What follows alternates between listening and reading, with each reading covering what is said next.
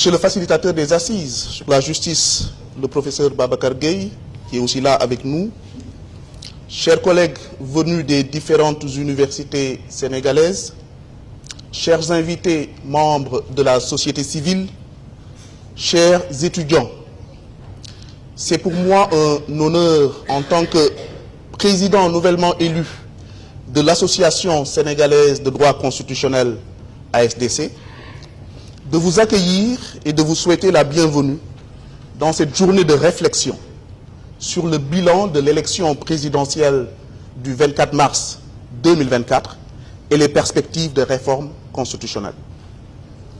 L'ASDC, depuis sa création en janvier 2020, a toujours œuvré pour une large diffusion de la Constitution et de son droit, le droit constitutionnel, à travers des publications et des manifestations scientifiques. Le colloque Constitution et Covid-19 en octobre 2020, le colloque État de droit et minorité en 2021, la conférence du président de la Cour constitutionnelle fédérale allemande, le café juridique sur le rôle du médiateur dans la défense des droits fondamentaux sont autant de rencontres à compter à son actif en moins de 3 années d'existence.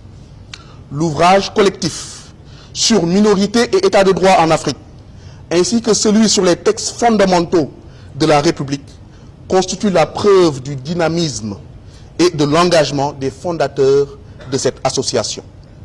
C'est ainsi le lieu pour moi, au nom du nouveau bureau, élu et installé il y a 1 mois, de féliciter et de remercier les pionniers de cette association, avec à sa tête son premier président, le professeur Abdou Aziz Dabakebe, ses vice-présidents, le professeur Sidi Alpha Ndiaye et professeur Messa Diakhaté, et son responsable de la commission scientifique, professeur Boubacar Ba, pour ne citer que cela.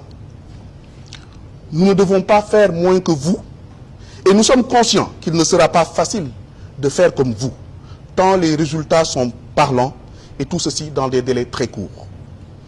Vous l'aurez compris, chers invités, chers participants, cette activité, cette journée de réflexion, étant la première organisée par le bureau nouvellement élu, avec l'accompagnement de notre partenaire IDEA, ici représenté, nous offre l'opportunité de questionner un passé récent et de se projeter vers un avenir proche. Faire le bilan. Il est l'heure du bilan. Le bilan d'un rendez-vous démocratique, l'élection présidentielle. Le rendez-vous d'un peuple, la destinée de toute une nation. Serait-il nécessaire de le rappeler? Ce rendez-vous au Sénégal, en 2024, a été marqué par le sceau de l'incertitude, avec la décision présidentielle d'abroger le décret portant convocation du corps électoral.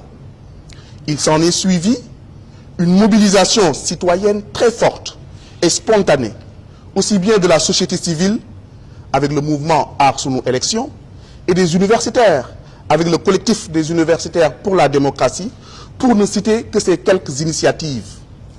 Le report, ou plus exactement la tentative de report, a aussi mis en exergue la résilience institutionnelle, ciment de toute république, plus particulièrement la résilience du juge, que ce soit le juge constitutionnel ou la Cour suprême, pour sauver l'essentiel, l'exception démocratique sénégalaise. C'est donc l'heure du bilan, l'heure de l'autocritique, l'heure de la critique de raison, en toute objectivité scientifique. Le cadre normatif de l'élection doit être questionné, la place du dialogue entre les acteurs auscultés, le système de parrainage réévalué, le rôle du juge dans le processus analysé, les résultats de l'élection avec de manière inédite la victoire de l'opposition dès le premier tour décortiquée. Autant de points sur lesquels le premier panel, sous la modération du professeur Babacar Gueye, facilitateur des assises sur la justice, reviendra. Faire le bilan ouvre par ailleurs la voie de la réflexion future. On part de la rétrospection à la prospection. Le vent nouveau, au lendemain du 24 mars 2024, n'ouvre-t-il pas une vague de fraîcheur pour notre Constitution, celle de 2001. Le programme proposé par le parti au pouvoir, le projet, pour reprendre la terminologie officiellement adoptée, porte en soi une offre constitutionnelle qui interpelle les constitutionnalistes, les membres de la société civile ou le citoyen tout court. Le rapport final des assises sur la justice a bien démontré que la réforme du système judiciaire interpelle la séparation des pouvoirs telle que conçue par notre charte fondamentale. Parler donc de perspective de réforme constitutionnelle permet de questionner l'opportunité de la création d'une cour constitutionnelle en lieu et place du Conseil constitutionnel, d'apprécier le renforcement des pouvoirs du Premier ministre et le souhait de rompre avec un présidentialisme outrancier, d'analyser le statut du président de la République sortant et celui nouvellement élu, de revenir sur la nature du régime politique, les rapports entre les pouvoirs, la protection des droits fondamentaux, la protection des lanceurs d'alerte, etc.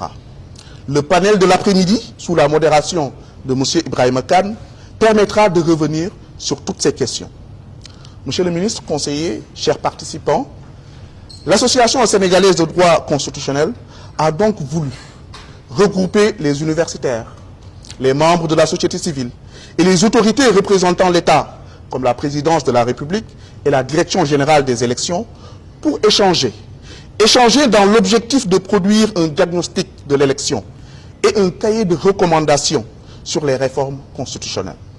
L'ASDC se veut ainsi un cadre d'expression scientifique, déconnecté de toute coloration politique ou partisane, pour éclairer à la fois les décideurs et les citoyens sur le sort et sur les ressorts de ce qui nous lie tous, notre Constitution.